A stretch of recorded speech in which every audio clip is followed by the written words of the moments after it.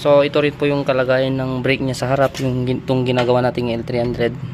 So ito din na din tong i-replace. Then ito brake pads ay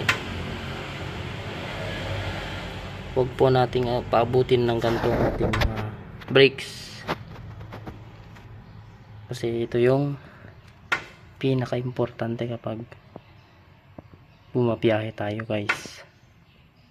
So kailangan po nating ipa-check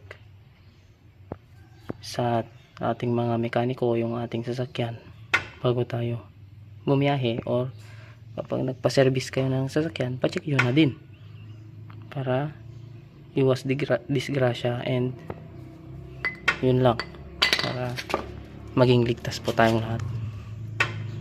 Kasi brake po ang pinaka-importante sa ating sasakyan. Brake. Ayan, brake guys.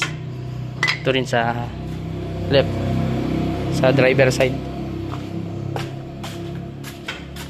Ano? Ayan. So wag po sana nating paabutin ng ganito ang ating mga brakes.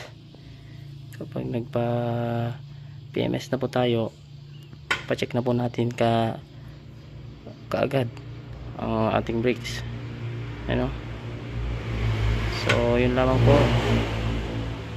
Thanks for watching. God bless and keep safe everyone.